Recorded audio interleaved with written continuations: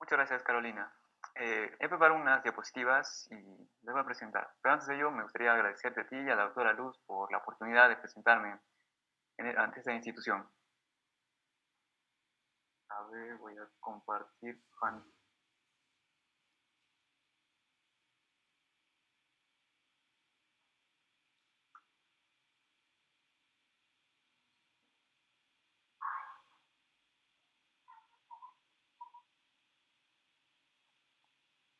¿Se mira lo que estoy compartiendo? Sí, sí se ve bien. Ok. A ver, a ver. Bueno, como bien señala el título de esta ponencia, esta está orientada a hablar sobre los derechos de las comunidades indígenas dentro del sistema interamericano, no a nivel universal, aunque la Corte Interamericana haya tomado de base en muchos casos al convenio 169 de la OIT para atender casos sobre transgresiones a la consulta previa. Así como también que la Corte y la Comisión se encuentran atentas a los fallos que den otros sistemas, pero quizás en nuestro sistema interamericano no va más allá del sistema africano, pero sí va un poco más que el sistema europeo. Quizás porque históricamente en el continente europeo se concentra el mayor número de países que fueron los colonizadores, y en África se encontraban que entonces era una fuente de barata de mano de obra, cuya conclusión terminó en América, donde se encuentra, donde llega a haber una coexistencia de nativos indígenas, esclavos africanos y conquistadores europeos. Procesos históricos que claramente nos sitúan en una posición de poder recibir, aceptar y adecuar estándares internacionales en cuanto a la protección de las comunidades indígenas. Bien, entendido ello y volviendo al punto central, la finalidad de este trabajo radica en demostrar una preocupante situación que se viene acentuando a lo largo del continente americano y principalmente en América Latina, la cual es el completo desconocimiento de los derechos de las comunidades indígenas, existiendo una especie de silogismo que nos dice que primero se piensa en los beneficios que puede dar cierto proyecto o inversión y luego busca la forma de cómo legitimarlos por encima de los derechos de las comunidades indígenas. A efecto de desarrollar eso que les acabo de decir, primero se ha de analizar los estándares que los estándares que los derechos de las comunidades indígenas han alcanzado a partir de una interpretación extensiva de la Convención Interamericana de Derechos Humanos, para posteriormente analizar y comparar casos que revistan situaciones de violaciones a los derechos de consulta previa, de reconocimiento de personalidad jurídica y de eficientes procedimientos administrativos, pero dentro de los ámbitos internos de los países de México y Perú, por ser ambos estados que albergan una gran cantidad de la pluriculturalidad de la cual está constituida el continente. Que adelantando un poco, sí estarían yendo ambos países por el mismo camino. La Convención Interamericana y los pueblos indígenas. Cuando fue realizada la Convención Interamericana, no se pensó en disposiciones específicas para las comunidades indígenas. Escasamente podemos señalar que sí podían encontrarse amparados dentro del artículo 2, cuando se señala que los estados deben garantizar el pleno y libre ejercicio de los derechos sin discriminación alguna, o también dentro del artículo 24, donde se consagra la igualdad ante la ley. La Declaración Americana de los Derechos y Deberes del Hombre, que es otro instrumento internacional clave dentro del sistema interamericano, el cual sirve también para determinar la responsabilidad de los estados por violaciones a los derechos humanos, también se encuentra en esta situación de carecer de disposiciones específicas para los pueblos indígenas, por lo que, ante un caso de reconocimiento de personalidad jurídica o como la propiedad, el mero texto de la Convención o también de esta Declaración Americana de los Derechos y Deberes del Hombre resultaría insuficiente para resolver los casos. Esta cuestión del texto, vista desde la jurisprudencia de la Corte, nos demuestra que mucho tiempo se ha tardado en desarrollar la teoría de que las comunidades poseen derechos como entes colectivos, es decir, de forma independiente a sus integrantes, tema que se abordará más adelante, pero que si vemos, por ejemplo, en la Carta Africana, esta desde un inicio ya decía, ya era exigible, podía palparse, ya estaba positivizado, por así decirlo, que las comunidades o los pueblos podían ser titulares de los derechos. pues como repetidas veces se encuentra en el texto de la Carta Africana, los derechos humanos son para los individuos y para los pueblos. Una perfecta redacción muy práctica habría resultado en América, ya que nos habría evitado fallos que no reconocían los derechos de las comunidades como entes colectivos.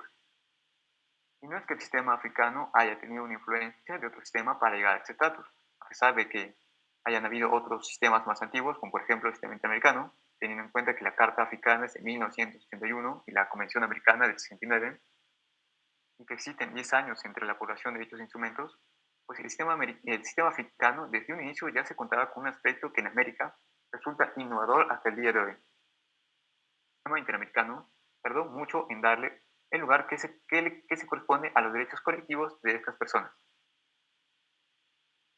Esto increíblemente a pesar de ser países que históricamente estamos conformados por este grupo de personas. ¿Sí? Volviendo al tema de las disposiciones específicas, si bien entonces no se pudo concretar esta situación, actualmente el panorama ha cambiado mucho en razón al desarrollo progresivo del sistema interamericano. Fruto de ello podemos señalar que en el año 2016 se aprobó la Declaración Americana sobre los Derechos de los Pueblos Indígenas.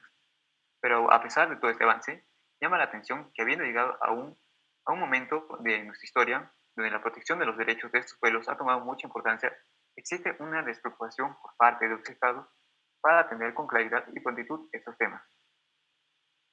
Bien, teniendo en cuenta, teniendo claro que si bien la Convención Americana como instrumento que podemos señalar como base del sistema interamericano y de las obligaciones estatales en relación a,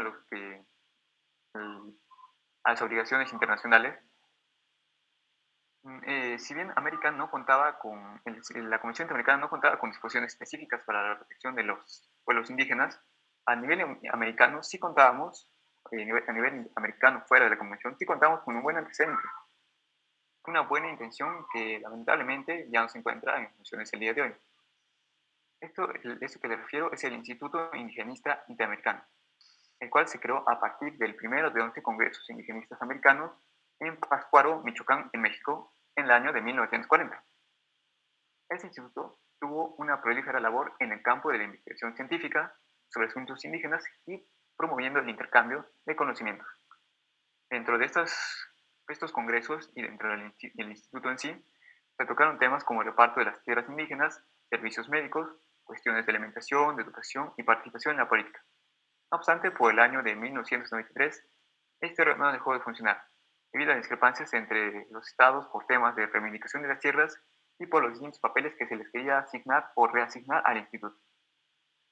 Un poco allá a nivel internacional, la OIT, la Organización Internacional del Trabajo, nos presenta un instrumento de suma importancia, el Convenio 169 del año de 1989, instrumento que busca el respeto de las culturas y de las formas de vida de los pueblos indígenas y el reconocimiento de sus derechos sobre sus tierras, y también el recurso y también esa es base para el procedimiento de consulta previa a nivel mundial, además de ser un instrumento fundamental para el sistema interamericano, pues ha sido esencial para dotar de contenido y brindar una correcta aplicación en la interpretación de la Convención para los pueblos indígenas.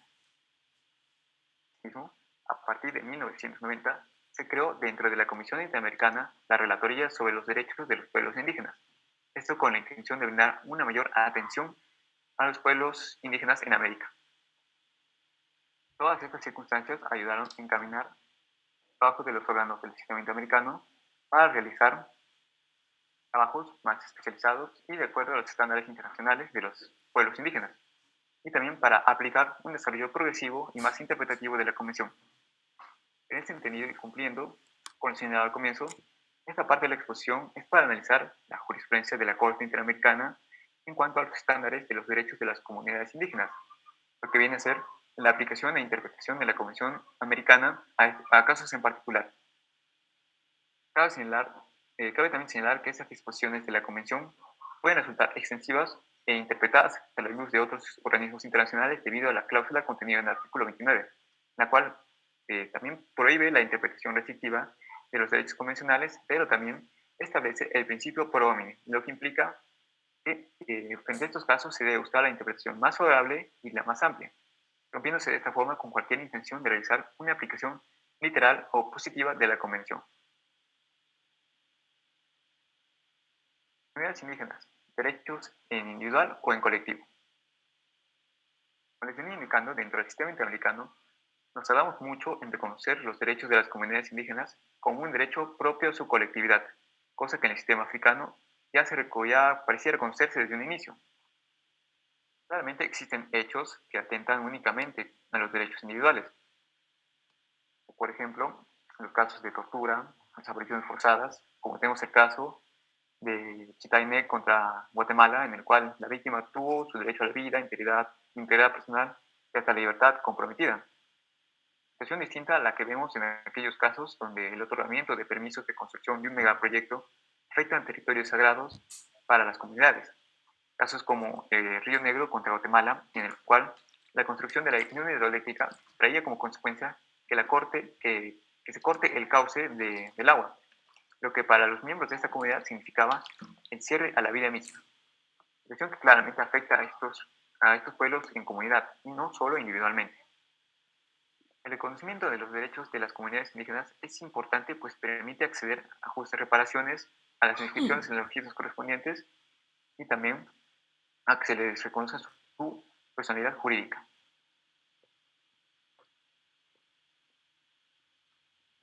Ok. Todo esto parte a raíz del artículo 1.2 de la Convención Interamericana.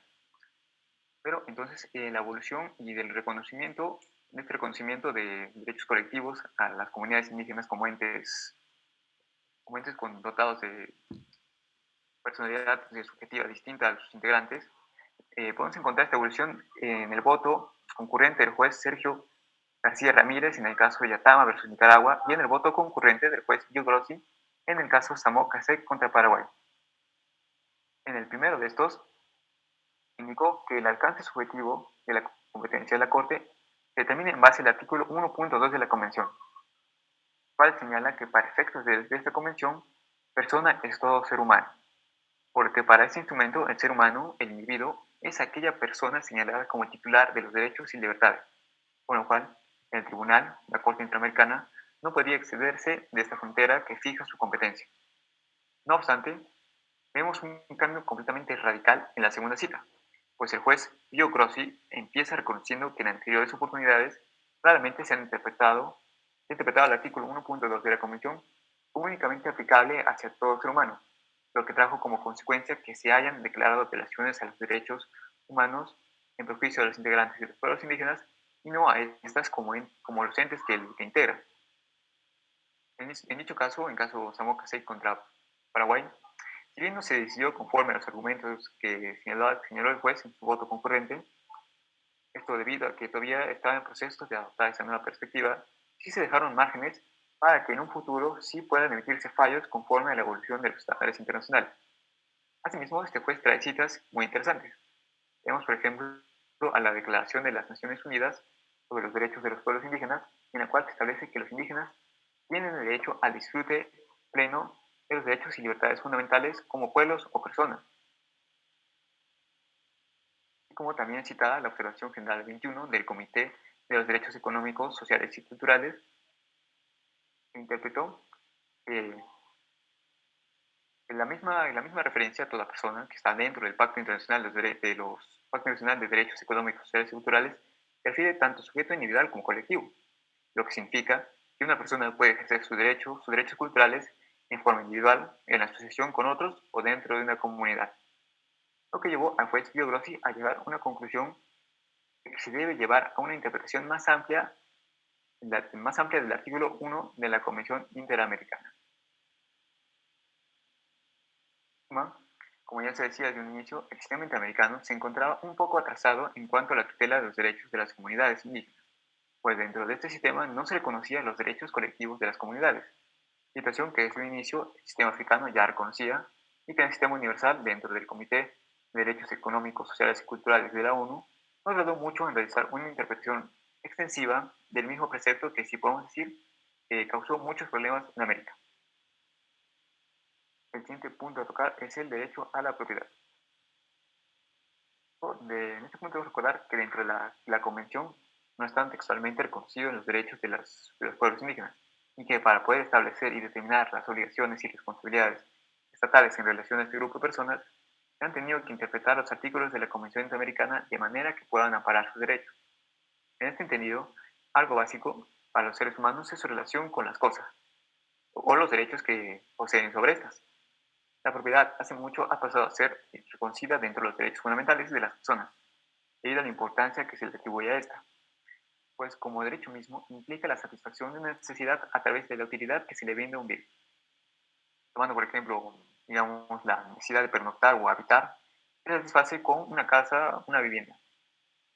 Pero este mismo precepto, trasladado a un entorno como el de las comunidades indígenas, asume un estatus especial. Pues tomando como ejemplo los casos de la comunidad Mayagna Aguastigni contra Nicaragua y comunidad Moiguana contra Surinam, en cuanto al territorio, se ha señalado que la relación que tienen estas personas con este elemento debe ser reconocida y comprendida como la base fundamental de sus culturas, de su vida espiritual, de su integridad y su supervivencia económica. Su nexo comunal con tal territorio ancestral no es meramente una cuestión de posesión y producción, no un elemento material y espiritual del que deben gozar plenamente. En la postura la vemos también dentro del artículo 13 del convenio 69 de la OIT, en el cual se establece que los gobiernos deberán respetar la importancia especial que para las culturas y valores espirituales de los pueblos interesados reviste su relación con las tierras o territorios, o con ambos. Según los casos, se ocupan o utilizan de alguna u otra manera, y en particular los aspectos colectivos de esta relación. Entonces, aquí entra a tallar un aspecto que me gusta resaltar. Dentro de las comunidades indígenas existe una especie de interrelación de derechos. Esto quiere decir que la existencia de uno asegura la de otros, y por tanto la afectación de uno significa la afectación de otros derechos. Muy bien, pero volviendo a la propiedad, este derecho es interpretado a partir del artículo 21 de la Convención. El tema de si a partir de la Convención, si dentro de la Convención las comunidades podían ser titulares de derechos como entes colectivos, también se vio reflejado en el derecho a la propiedad, puesto que en varias ocasiones la Corte había caracterizado a la propiedad como un derecho cuyos titulares son las personas individuales que conforman parte de una comunidad, y no a esta como un ente colectivo. A pesar de que en muchos casos la Corte haya señalado que reconocer de forma individual un derecho no toma en cuenta cómo es que estos pueblos gozan y ejercen estos derechos en forma general. Con los años, como ya vimos, la Corte fue haciendo extensiva esas disposiciones de la Convención a las comunidades como entes colectivos, y por tanto la propiedad también es un derecho que se les fue reconociendo como un ente con independencia subjetiva. En base a estos señalamientos tenemos sentencias como las de Aguastigni contra Nicaragua, que claramente señalan que dentro de estos pueblos existe una tradición comunitaria sobre la forma comunal de la propiedad colectiva de la tierra, en el sentido que el sentido de pertenencia de esta no se centra en el individuo, sino en el grupo y en su comunidad. ¿Sí? De forma resumida, entonces, podemos decir que los titulares de la propiedad ahora también son reconocidos, dentro de los titulares del derecho a la propiedad, ahora también son reconocidos los pueblos indígenas como colectividad, debido a que reconocer este derecho individual, es decir, reconocerlo únicamente a sus integrantes, no tomaba en cuenta cómo es que se desarrolla este derecho según la cosmovisión de estos pueblos. También tenemos que los estados deben ser aquellas partes que brinden este reconocimiento, pues como también tenemos de la Corte, la posesión de la tierra debería bastar para que las comunidades indígenas que carezcan de un título real sobre la propiedad de la tierra obtengan un reconocimiento oficial de dicha propiedad y su respectivo registro. ¿Ok? Pero, ¿por qué esta situación resultaría importante? Es importante reconocerle a un pueblo como titulares de un territorio. ¿Por qué garantizar el señorío de estas tierras a las comunidades indígenas? Pues por ello mismo, porque ellos pueden usar y disfrutar de sus territorios y poder defenderse, claro, a través de los mecanismos legales correspondientes, de aquellas personas que pretendan usurparlas. Es una forma de garantizar que dentro de sus territorios estas personas desarrollen sus culturas sin ninguna interferencia. ¿Sí? Este tema que les venía diciendo, y por qué es importante, está estrechamente relacionado con la consulta previa. En el informe 4004, en el caso de comunidades indígenas mayas del distrito de Toledo contra Belice, la Comisión Interamericana precisó que uno de los elementos centrales para la protección de los derechos a la propiedad de los indígenas es el éxito que los estados establezcan consultas efectivas y previamente informadas con las comunidades indígenas en relación con los actos y decisiones que pueden afectar sus territorios tradicionales. Si bien claramente la consulta previa parece estar muy relacionada a la propiedad, no solo este derecho tiene que ver con, no solo este procedimiento tiene que ver con este derecho. Tomando de nuevo el convenio 169, que dicho sea de paso es base a nivel mundial para este tipo de procedimientos, por tal razón ha sido ratificado por 22 países, 14 de América Latina y por casi todo el continente americano, a excepción de Guyana, Surinam y Guyana Francesa. Retomando de nuevo el convenio 179, pero en su artículo 6, este señala que los gobiernos han de consultar a los pueblos interesados mediante procedimientos apropiados y en particular a través de sus instituciones representativas cada vez que se prevean medidas legislativas o administrativas susceptibles de afectarlas directamente. Asimismo, tenemos la Declaración de las Naciones Unidas sobre los Derechos de los Pueblos Indígenas, la cual en su artículo 19 establece que los estados deberán celebrar consultas y cooperarán de buena fe con los pueblos indígenas interesados por medio de sus instituciones representativas antes de adoptar y aplicar medidas legislativas o administrativas que los afecten, a fin de obtener su consentimiento libre, previo e informado. Y por otro lado, como señalé, que era una innovación de nuestro Centro de América, tenemos también el artículo 23 de la Declaración. Acá aparece como la Declaración Universal, pero es la Declaración Americana de los Derechos de los Pueblos Indígenas, la cual en su artículo 23 recoge la consulta previa a través del siguiente texto. Los pueblos indígenas tienen derecho a la participación plena y efectiva por conducto de representantes elegidos por ellos de conformidad con sus propias instituciones, en la adopción de decisiones en las cuestiones que afecten sus derechos y que tengan relación con la elaboración y ejecución de leyes, políticas públicas, programas, planes y acciones relacionadas con los asuntos indígenas. Esta segunda parte del artículo 23 de la Declaración Americana es técnicamente lo mismo que en la Declaración Universal, que nos señala que los estados celebrarán consultas y cooperarán de buena fe con los pueblos indígenas interesados por medio de instituciones representativas antes de adoptar y aplicar medidas legislativas o administrativas que los afecten, a fin de obtener su consentimiento libre, previo e informado. ¿Sí? Pero en sí, ¿qué es el derecho a la consulta previa? Bueno, la consulta previa es la oportunidad de las comunidades indígenas de poder participar en la adopción de una medida que pueda resultarles perjudicial, de aportar sus opiniones, de poder negociar ciertos términos, de tener un rol protagónico. Una definición muy completa y práctica la encontramos en el documento Estándares Regionales de Actuación Defensorial en procesos de consulta previa de Bolivia, Colombia, Ecuador y Perú. Un documento muy enriquecedor que ha sido un trabajo realizado primordialmente por las Defensorías del Pueblo de Bolivia, Colombia, Ecuador y Perú, con la participación de la Federación Iberoamericana del Ombudsman. En este se establece que el derecho a la consulta se diferencia del derecho a la información debido a que este último, la titularidad de este último, corresponde a la ciudadanía en general, para que puedan acceder a datos, registros, etcétera, que se encuentran bajo el control del Estado de manera oportuna, completa, accesible y sin justificación de causa. En tanto, el derecho a la consulta es más amplio, en tanto que no solo implica la obligación de informar sobre los alcances de la medida, sino que además busca proponer, debatir y alcanzar acuerdos en relación con la misma. De esto tenemos que el derecho a la consulta previa está estrechamente relacionado con la participación política.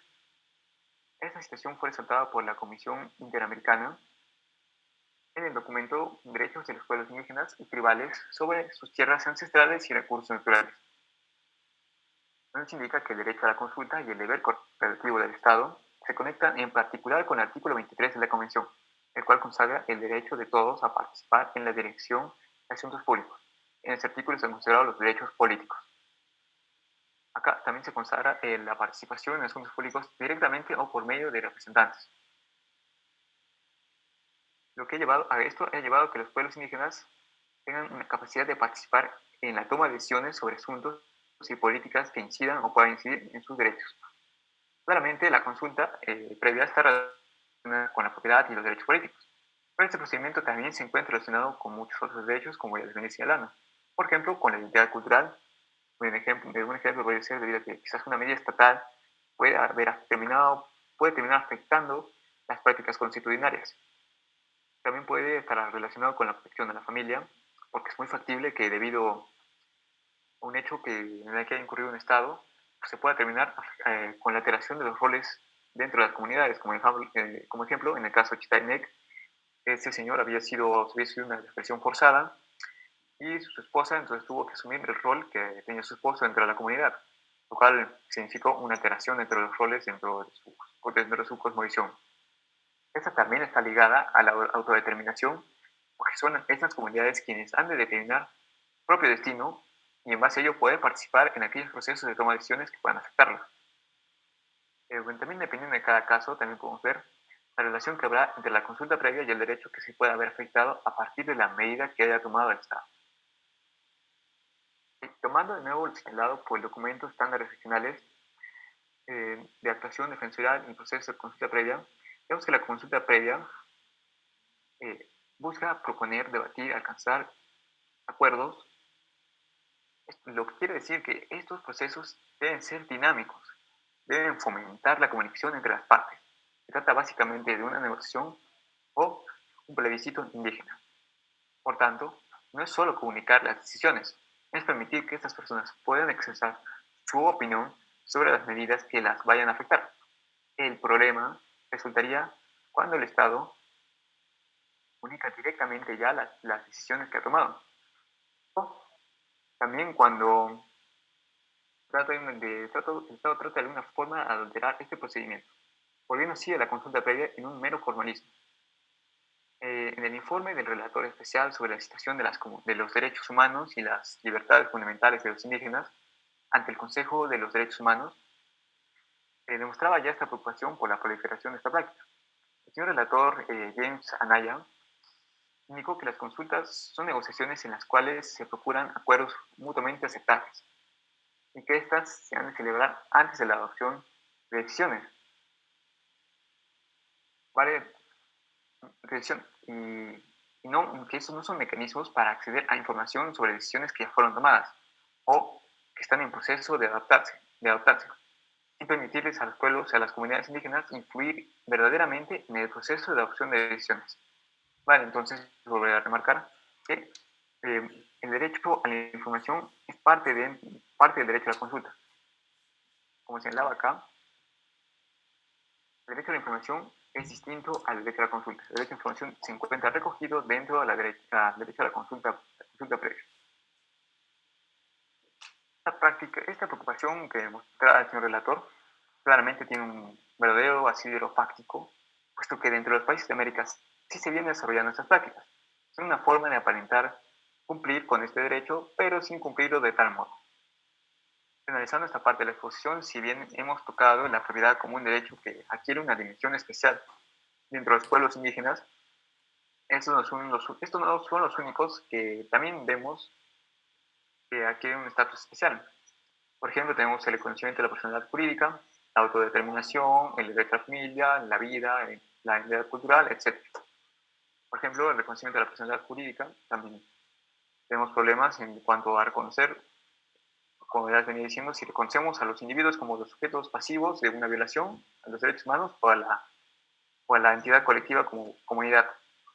También la autodeterminación para ver si le aplicamos a una persona los derechos que también se le atribuyen a una comunidad o si es que esta persona si no se considera o no miembro de una comunidad indígena. Ok, esto más o menos ya terminado esta parte de la exposición. Como bien señalaba antes, ahora vamos a tratar de analizar unos casos desde la perspectiva de México y Perú. Eh, analizar los casos, como señalaba, de vulneraciones de derechos de las comunidades indígenas, entre Perú tenemos mucho de qué hablar. Brevemente se hizo quizás referencia a la personalidad jurídica y su reconocimiento. Pues este punto es muy importante frente a las acusaciones que sufrió el Ministerio de Cultura y el Ministerio de Energía y Minas por las deficiencias en las bases de datos donde se registraban las comunidades indígenas. Como introductorio de los casos que veremos, la entidad rectora del proceso de consulta y consulta previa y el titular de los registros estaba a cargo del Ministerio de Cultura. Y el Ministerio de Energía y Minas era quien implementaba y introducía los procesos de consulta previa que se originen en sectores cercanos a la minería o quizás energías, como también tenemos casos de plantas eólicas o hidroeléctricas, siempre en coordinación con los planes competentes, ya que no lo podía hacer, en teoría no lo podía hacer sin prescindiendo del Ministerio de Cultura. Ok. A ver, ¿cómo era? Estas acusaciones partieron o a partir de las deficiencias que presentaban esta base de datos, donde se registraban las comunidades indígenas inactivas. En el año 2013 se expidió la primera lista del Ministerio de Cultura. No obstante, esta lista fue completada, esta lista fue publicada ya como completa dentro de, pasando 2 años, en el 2015. No obstante, ya habían rumores fuertes, pero por parte de miembros del Ministerio de Cultura, que esta lista ya estaba lista desde, que esta lista de estos registros estaban completos desde el 2012. Claramente este proceso fue muy dilatado y oscuro. Existían posturas que se mostraban reacias a considerar a las comunidades, a los pueblos quechuas y aymaras como comunidades indígenas. Esto a pesar de que el 60% de las comunidades que aparecían en la lista preliminar pertenecían a estos grupos étnicos, así como también el hecho de que el Ministerio de Economía y Minas había contratado a consultores privados. Hecho que, como veremos más adelante, ayudó a que se agrave aún más la difícil situación de estos pueblos aymaras y quechuas de ser considerados en las listas oficiales y poder acceder al derecho de la consulta previa. Muchos casos se relacionados a esta problemática, pero si en particular tenemos en el 2013 al caso del pueblo de Cañaris, ubicado en la parte norte de la región de Lambayeque. Los habitantes de esta comunidad se movilizaron en contra del proyecto cañariaco de la minera canadiense Candente Cooper. Estos pobladores solicitaron el inicio de un proceso de consulta previa, pero se les fue negado porque se les indicó que como estaban transcurriendo el año 2013, estaban todavía en la lista preliminar, que todavía no estaba lista y que por tanto no se podía determinar si a este pueblo le correspondía o no el derecho a la consulta previa. Otro caso también en Perú, tenemos el caso de la comunidad Huaquirca. Esta comunidad aparecía en la lista preliminar, pero se negó su condición de indígena en 2 resoluciones del Ministerio de Energía y Minas. Y posteriormente se aprobó el proyecto minero ANAMA de la compañía ANAR. En la primera de las resoluciones se indicó que no se había identificado a la comunidad, que esta comunidad podría ser definida como pueblo indígena en el área del proyecto que se iba a desarrollar la minera. En cuanto a la segunda resolución, dijo que efectuar la consultoría, Huaquilca no debe ser considerada como un pueblo originario o indígena. El presidente de esta comunidad quechua señaló que en 2014 el grupo de consultores contratados por el Ministerio de Energía y Minas realizó una entrevista con la comunidad, pero que esta únicamente duró 20 minutos. Además de que ni se mencionaron temas sobre la consulta previa ni los motivos de la entrevista. Pero a pesar de ello, un año después se expidió una resolución donde se indicaba que estos no eran un pueblo indígena. En este caso se sumó a por lo menos otros 15 en que se realizaron consultorías por personal contratado sin la intervención ni asesoría de la entidad rectora del proceso, el Ministerio de Cultura. En el ámbito político se notaba en los ánimos de actuar al margen de estos procedimientos. ¿Por qué? Porque a inicios de 2013 el viceministro de Interculturalidad ya había presentado internamente la nómina de las comunidades a la presidencia del Consejo de Ministros. Pero en abril de ese mismo año, el presidente Ollanta indicó que no se trataba de este procedimiento, la ley que permitía el conocimiento y la práctica del derecho a la consulta previa, no se trataba de tener a medio Perú con comunidades indígenas. Ante estas declaraciones, el viceministro de la Negra renunció a su cargo. Así también tenemos el caso que en el 2014, después del cambio de ministro en la cartera de Energía y Minas, quien tomó el cargo, el señor ministro Eleodoro Mayorga, llegó a comentar que la ley de la consulta previa, la cual permitía la creación de la base de datos, era un bache para las inversiones. Sin duda alguna, todo esto ya demostraba por dónde iba la cosa. Puntualmente, ante estas indicaciones, estas acusaciones, el Estado pasó a señalar que la base de datos y el listado de las comunidades del Ministerio de Cultura no eran constitutivas per se de derechos y que la protección de los derechos de las comunidades nativas debería reconocerse independientemente de si estas son incluidas o no en los registros. Y también de que de darse el caso de toparse con alguna comunidad que no se encuentre en los registros, este hecho debería remitírsele al Viceministerio de Interculturalidad para su evaluación e incorporación en los registros. No obstante, estos argumentos solo nos recalcan lo importante que es que estas comunidades estén dentro de los registros correspondientes y además el decir que este reconocimiento de los derechos debía darse de forma independiente a esos procedimientos en los registros también es falso porque si vemos en los dos anteriores casos, ambos se les negó su protección de sus derechos, a uno indicándole que no estaba en la lista o que la lista aún no estaba lista, a pesar de que ya estaba desde 2012 y que por tanto no se podía determinar si era o no titular de derecho a la consulta previa, y el otro se le indicó que si bien estaba en la lista preliminar, pasaron, pasaron unos meses y ya se le desconoció su calidad de comunidad indígena y se les dejó de lado el poder realizar una consulta previa. Claramente nos señalan la intención de más o menos de hacer prevalecer las inversiones por encima de las comunidades indígenas, como se los venía diciendo hace un inicio. Esta situación ha proliferado en todo nuestro territorio nacional dentro de Perú. Pero bueno, en virtud de la invitación que me realizó la Comisión Estatal de los Derechos Humanos en Michoacán, es revisar un poco el contexto de cómo se viene titulando los derechos de los pueblos indígenas en México y tratar de encontrar algún factor en común en cuanto a las transgresiones que sufren estas personas. ¿Okay? En un contexto más o menos comparativo de las poblaciones de estos países o las características de estos países, podemos señalar que Perú y México ambos están dentro del grupo selecto de los países megadiversos, grupo que en su totalidad albergan más del 70% de la biodiversidad del planeta. Además, la población indígena en México refleja un aproximado de 12 millones de personas, lo que corresponde a un 10.1% de la población nacional.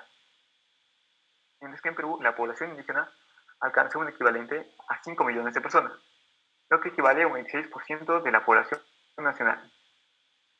Y analizando ahora si hechos similares a los acontecidos en Perú pueden encontrarse en México, tenemos el caso de la Eólica Sur. Este caso tuvo lugar en junio del 2014 en los municipios de Espinal y Juchitán, en Zaragoza, en el estado de Oaxaca. Personalmente tengo que comentar que este caso me recuerda un poco una convocatoria para una representación ante una competencia internacional. Ahorita les explico el motivo, pero pues, principalmente este caso trata sobre la empresa Energía Eólica Sur que estaba encargada de desarrollar el proyecto Eólica Sur, el cual consistía en la instalación de un parque eólico que se ubicaría en los dos municipios anteriormente señalados. Todo esto iba bien. El proyecto además de estar ya de verse como por así decirlo bonito, todo perfecto, contaba además con un valor agregado. Contaba con diversas obras asociadas, como la construcción de puentes, canales, carreteras, etc. Y hasta se había anunciado el inicio de un proceso de consulta previa. Todo eso estaba correcto hasta el punto en que, iniciado el proceso y antes de conseguir el consentimiento de las comunidades establecidas, en estos municipios los permisos y autorizaciones de impacto ambiental ya se habían otorgado, convirtiéndose de este modo este procedimiento de consulta en un mero formalismo, un tema ilusorio mediante el cual se buscaba dar legitimidad a un proyecto previamente ya adoptado. Como señalaba, personalmente este caso, si es que está presente dentro de los asistentes, está Adrián Escalante y Melissa Salazar y Paula Macedo. Este caso me recuerda un poco la convocatoria que hubo en la Universidad Católica en diciembre, que señalaba un caso muy parecido, pero que este llegó a la Corte Interamericana. Hoy se señalaba también que los peticionarios no contaban con un correcto, como se dice decirlo, legitimidad para presentarlo de acuerdo al convenio de la OIT. Eso más por ese punto. También tenemos otro caso en México, un caso que es la hidroeléctrica La Parota. Este caso se trataba sobre la construcción de una planta hidroeléctrica que estaría ubicada en la cuenca del río Papagayo y Omitlán.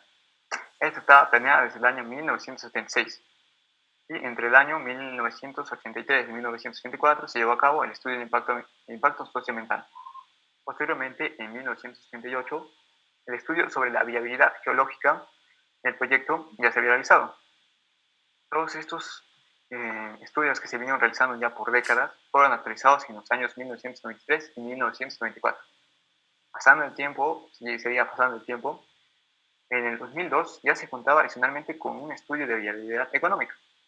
Y así en este año hubo una primera reunión informativa con las autoridades comunitarias, pero para nada se había comunicado el impacto que tendrían las implicancias de poner en práctica este proyecto. Y ya para el 2003, sin haberse realizado un correcto procedimiento de consulta previa, ya se había aprobado la construcción de la hidroeléctrica. Y las maquinarias pesadas entraron y cavaron túneles en los territorios de las comunidades. En este caso, las actuaciones estatales estaban siendo impulsadas por la Comisión Federal de Electricidad, la cual reiteradas veces incurrió en actos irregulares para tratar de conseguir el consentimiento de las comunidades que había en esta cuenca, las cuales se habían unido en el Consejo de Ejidos y Comunidades Opositoras a la presa de La Parra. Dentro de las actuaciones irregulares que presentó esta Comisión Federal de Electricidad, vemos que estos simularon procesos de diálogo, asambleas irregulares con la cooperación o hostigamiento de los comuneros, y también mediante el despliegue también de fuerzas de seguridad y la aceptación de ajenos, o sea, de personas ajenas a las comunidades, a las asambleas. Todo este caso fue presentado en el Consejo ante el Tribunal Unitario Agrario, quien, revisando todo el caso, claramente reconoció que la Comisión Federal había incurrido en irregularidades y procedió a suspender el proyecto. También quería señalar que, si bien esto todo parece, las violaciones parecen partir de la aprobación de proyectos, megaproyectos de inversión, no solo se da a partir de estos casos, también la consulta previa nos puede señalar que, bueno, la consulta previa debe estar hecha para que las comunidades puedan expresarse a partir de otras medidas que puedan afectar las medidas legislativas o administrativas. Esto puede ser también que se apruebe una ley que dé más beneficios a las inversiones y en eso en desmedro de sus derechos que ya tenían. Tanto también que en este punto vamos a analizar las vulneraciones a los derechos de las comunidades originarias por modificaciones a la normatividad.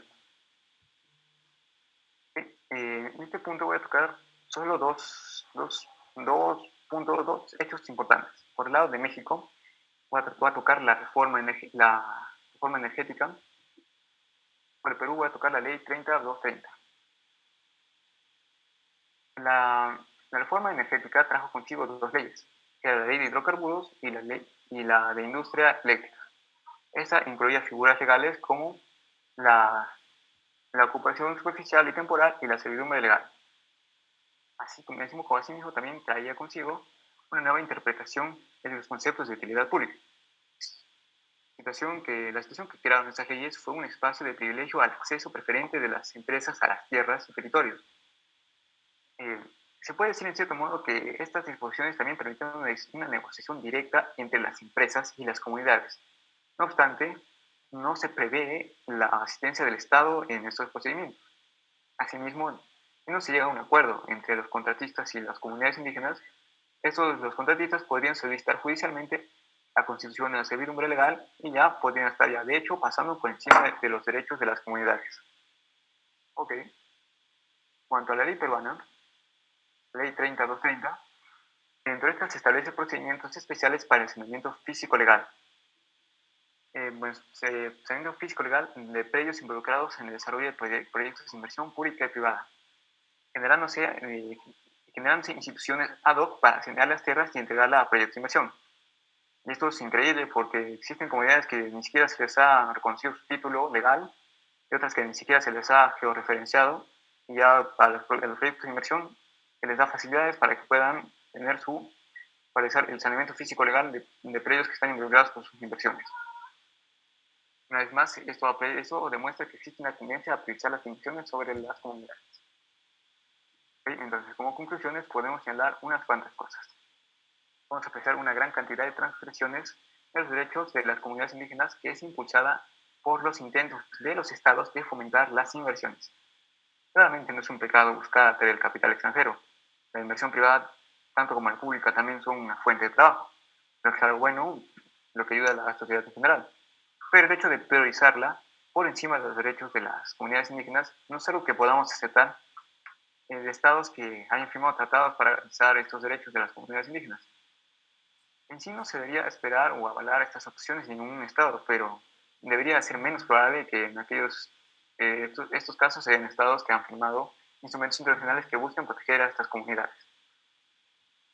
También puedo decir que no es difícil notar que también un factor que ha apoyado estas vulneraciones es la flexibilidad que los estados le dan a las normativas. Podemos decir que echa la norma, echa la trampa. Esto genera una situación de inseguridad jurídica. Vimos casos de comunidades que, siendo reconocidas en un principio como comunidades nativas y por tanto tenían derecho a acceder a la consulta previa, luego mediante tecnicismos o mecanismos ambiguos, determinan negada hasta su condición indígena. Esto es una flexibilidad o una inseguridad jurídica tremenda. En relación a este último punto que he señalado, personalmente creo que todo esto radica en un gran margen que se le otorga al Estado para poder instaurar y reglamentar esos procedimientos. Todos los casos señalados han sido tomados casi al azar dentro de tantos que existen. Y eso que ni siquiera llegamos a los casos que hay en otros países y los que llegan a instancias internacionales. Considero que, teniendo claro que dentro del continente americano se da prioridad a las inversiones, si bien una situación donde las normas no garantizan el derecho a la consulta previa, debería realizarse una conferencia internacional con la finalidad de firmar un instrumento internacional que busque institucionalizar correctamente este derecho a la consulta previa, para unificar criterios sobre qué entes deben realizar las consultas, sobre criterios para considerar a tal pueblo como comunidad, para puntualizar en qué situaciones las normativas pueden ser flexibles. Por qué no hablar eso? Y establecer también concretamente con qué recursos han de contar esas comunidades para que puedan hacer valer sus derechos.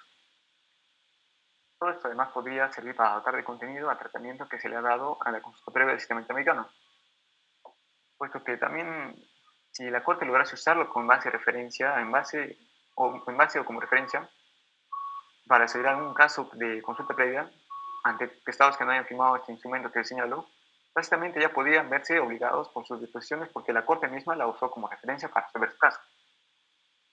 Realmente, yo no, con toda esta exposición no he tratado de definir un argumento que fomente una participación completa del Estado y que desincentive las inversiones.